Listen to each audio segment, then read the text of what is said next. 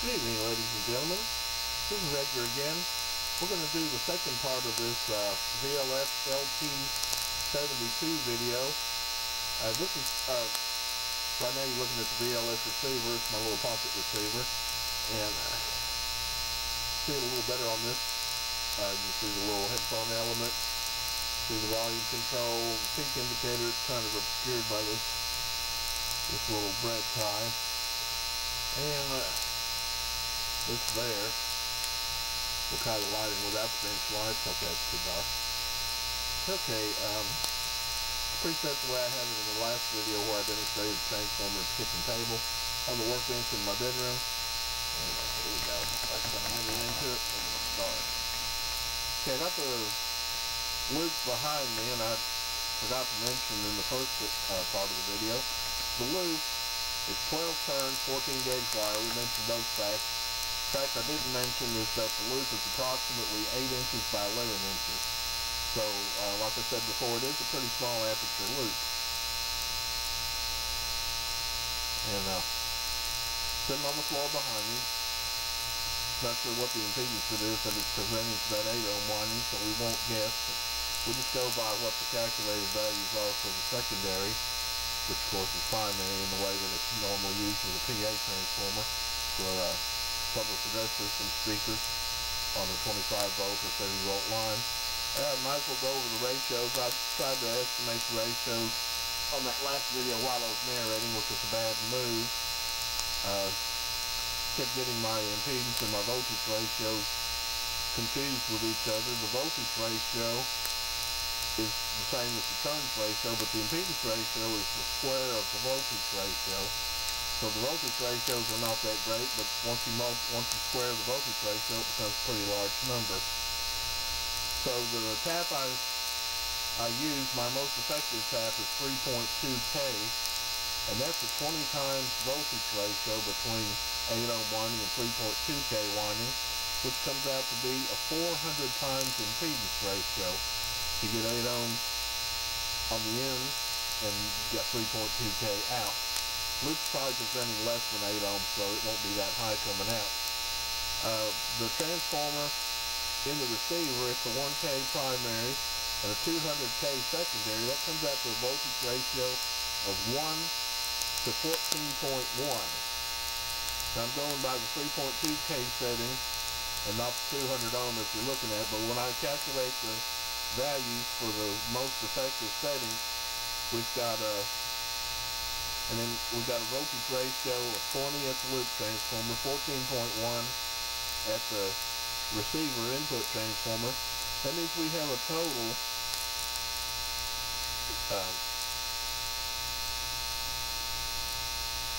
look at the lights down, right? Let me knock on the cheat sheet.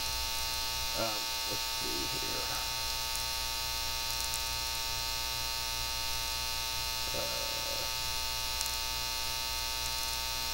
Bad. Okay, voltage on the primary, on the first transformer, its multiplication factor is 20. Okay, yeah, we got a total of 283 times voltage multiplication with the two transformers. That's the transformer, this one that you're looking at, and the one at the loop.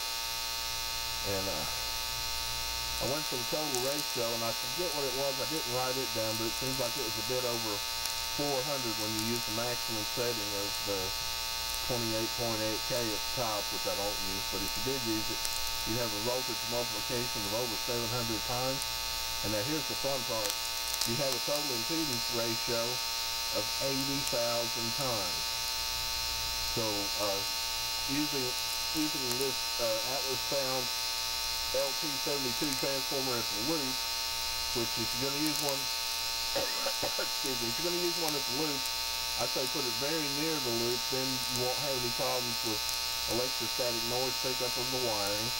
And you also won't have any problems with the fact that it's an unshielded, magnetically unshielded transformer, because regardless of your receiving circumstances, your loop is receiving magnetic waves, and it'll receive much, much more than the transformer will allow to leak into it. So in other words, if you put it in a location quiet enough for the loop, like right under the loop, the transformer won't contribute any to the noise, and it won't contribute anything to interfere with the signal because it has so much less sensitivity to magnetism than the loop would anyway. In fact, you hear the noise, you hear the signal. If I disconnect it, so I haven't done this yet, if it won't oscillate, I can demonstrate this magnetic noise pickup of the transformer. I haven't tried this, so see what it does. Okay, in this particular case, it's audible, but I'm thinking, okay, let's leave it a little bit, see if we can reduce it. I can't seem to reduce that any. Keep moving the receiver will get rid of any of it. Okay, it's nothing to be proud of, but it's still not any worse than the loop itself picks up behind me. Whoops, we don't want to do that. It's a bit inconvenient, but okay. Yeah, that's minimal noise pickup for the transformer unloaded, which if we short it and load it, that's what I really need to do. This is experimenting while I'm doing video. I normally don't do electronics and video at the same time. Okay, still not a fair test. Primary loading resistor is 120 ohms. It's still way higher than loop. With transformer unloaded, it will naturally pick up more hum. So I start the input and that should quiet things down. Okay, that's more like what it would pick up with a loop on it. So you can see an unloaded transformer, yes, it picks up hum. You put a short on it or even the loop, and the magnetic pickup of the transformer goes down to almost nothing. That's what we want. Okay. Now and another thing too, we can demonstrate that. This transformer in this condition, take that off too, okay. In an unloaded condition, transformer is very sensitive to magnetic reaction. Let's see if I can.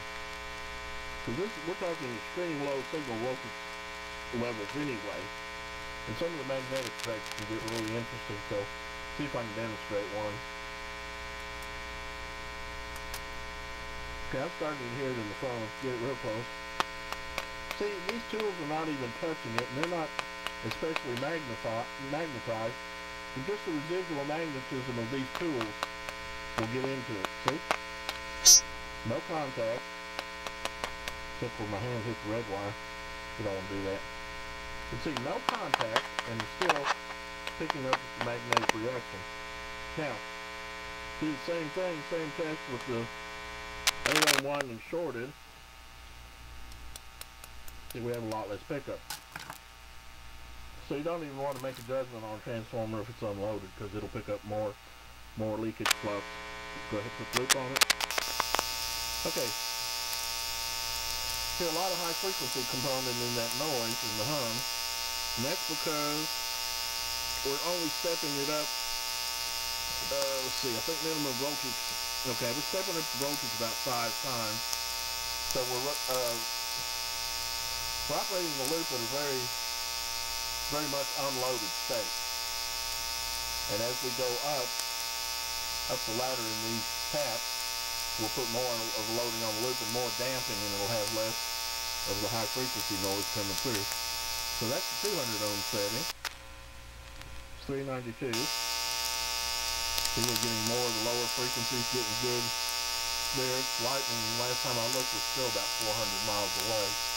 And we're indoors with the loop. Loop's on the floor right behind me. It's not quite a spot in this room, which all the electronics, the flat screen TV and the computer and all that, it's hard to find a quiet spot in this room. But here we have the 392 ohm setting. We go up to the 880. And each time you hear the low frequencies like the hum getting louder.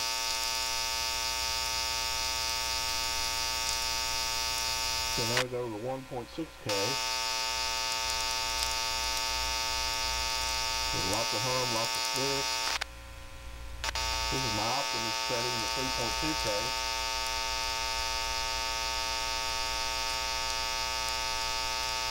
Now this video is good because we've got direct connection of pure VLF going to the right channel. So if you're listening to this in stereo and you have a balance control that you swing from one channel to the other, the narration will disappear completely if you swing all the way to the right channel. and you'll hear nothing but VLF signal. So that's my optimum setting. Now as I go up, I'm starting to mismatch in the opposite direction, where the output of this transformer is of a higher impedance than the input of the amplifier. Start to load the highs and the volume down. So this next step will start to drop down. A little bit, you can hardly tell. Yeah, this wheel when I touch them, but I want to bend them where I can reach them. Okay, and then to 16.2K, start to lose it. If I can bend this one over far enough, we'll do the red one, which I've never tried. And you go all the way up to 28.8K, it starts to become pretty ineffective. So about these three, when you get between, well, even the 880 is not bad. You get between the 880 and the 7.2K, this is your optimum range, and to me, 3.2 does the best. We'll go through the optimum range, so we'll look at it one time. 880, 1.6K. See, the character of the tone changes, tone character of the sound changes too. So we'll start over again. 880, 1.6K, 3.2K, 7.2K. You can see the volume is loudest, and the overall character you get the widest response from lows to highs on the 3.2K setting. And there it is. And that's on the bench, and it's good if you're gonna look for the right tap setting. It's good to have it a little noisy, because it lets you hear the whole frequency spectrum, and it lets you hear whether or not you're amplifying the signals of interest or whether you're just amplifying noise. And so to hear anything indoors in a noisy room like this, we're talking about electrical noise that's in the magnetic domain, then you got a good impedance match, because the mismatch is going to skew your frequency response one way or the other, and it'll cause you to lose the band of interest. So that's about it. We're still well under 15 minutes, so that's good. And went over the ratios. Sure didn't get exactly the voltage ratio when everything's maxed out, but the setting I'm using now, the overall voltage ratio is 283. And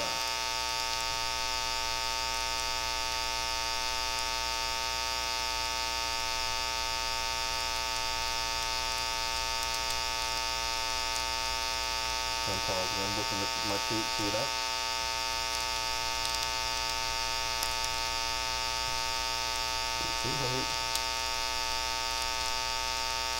Maybe that 80,000 is not. Okay.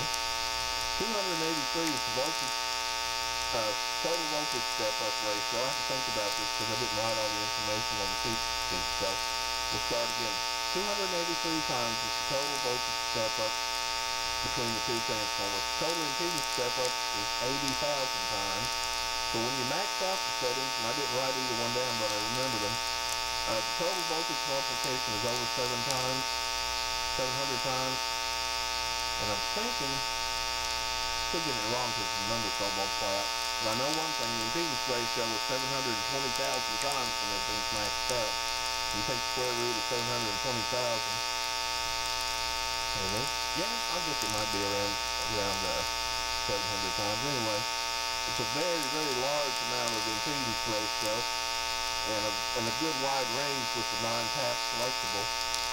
So, yeah, I'm not a scientist. I'm not really that good at this. But you got to see what it would do on a bench in a real life situation, and you got clear enough audio direct connection to the right channel to where you can really hear the character, the tonal character of the sound better. So, we'll go ahead and wrap this one up. Thanks for watching. Thanks for listening. And these transformers are not expensive. NCM Electronics part number 5556806. Thanks for watching. We'll do some more video later and have some more fun. This has been Edgar. Bye-bye.